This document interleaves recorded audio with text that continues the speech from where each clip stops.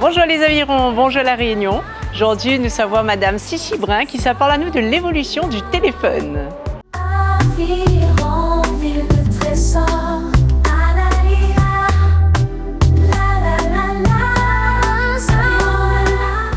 Alors dis-moi, où que l'a travaillé, c'était pour France Télécom à l'époque, c'est ça? Ah, pas du tout, c'était pas du tout France Télécom.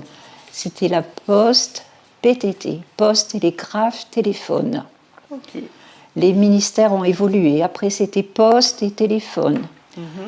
Après, ça a été jusqu'au ministère Poste, Télécom et Espace. Parce que Télécom a financé pendant un certain temps la fusée Ariane. D'accord. Donc on était rattaché, ça n'a pas duré longtemps, on était rattaché au ministère Télécom Espace. Le téléphone était vraiment inaccessible à l'époque, c'était très cher, très coûteux, et pas beaucoup de personnes pouvaient se faire le plaisir d'avoir le téléphone à la maison. Et pourquoi c'est quoi qui rend lui aussi Il n'y avait pas de circuit, il fallait faire une demande, et en fonction des demandes, il créait un central téléphonique pour raccorder jusque chez le client une ligne, pour qu'il puisse téléphoner donc chez le client jusqu'au central téléphonique. Pour installer le téléphone aussi, c'était très cher. Dans les années 70, 75, c'était encore 1500 francs. C'était 1,5 fois le SMIC. Ok.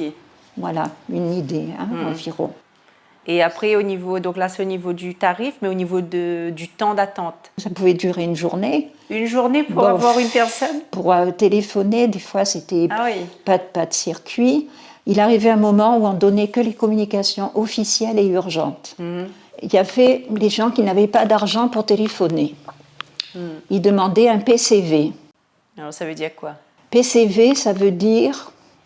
Il y a plusieurs explications, ça veut dire percevoir, en abrégé, soi-disant. Okay. Je ne suis pas sûre de... Il y a plusieurs interprétations. Ça veut dire que le client, il n'a pas de téléphone.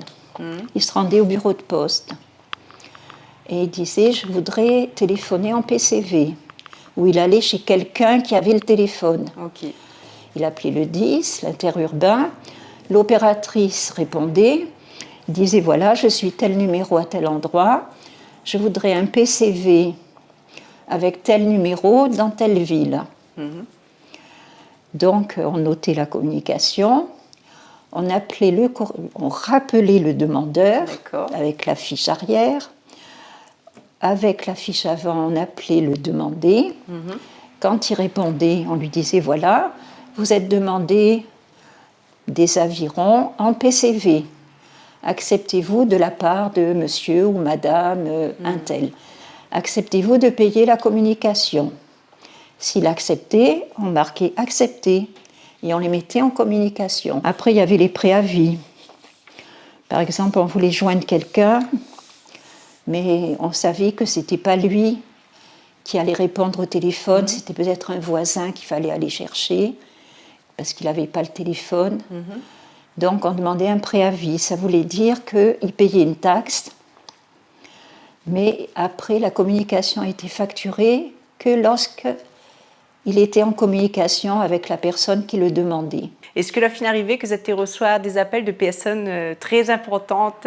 Oui, c'est arrivé avec un grand reporter de TF1, Monsieur Zitron, qui téléphonait, il voulait un PCV. D'accord.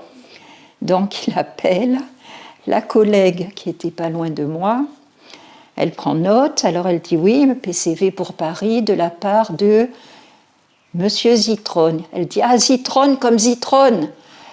Il est rentré dans une colère. En plus elle lui dit 3 heures d'attente. Grand reporter, passez-moi votre responsable. Il a fait un esclandre de folie.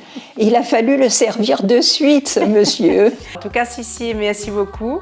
Grâce à vous, les sûr que l'histoire du téléphone et encore l'histoire de la communication est très vaste et très grande. En tout cas, grâce à vous, nous avons pu avoir un aperçu de l'évolution, de voir à quel point aujourd'hui nous avons de la chance de pouvoir contacter nos proches, même les personnes éloignées et tout rapidement. Merci à vous pour aujourd'hui, merci à Zot les Avirons, merci la Réunion et nous retrouvons bientôt pour un prochain Les Avirons, un trésor. environ.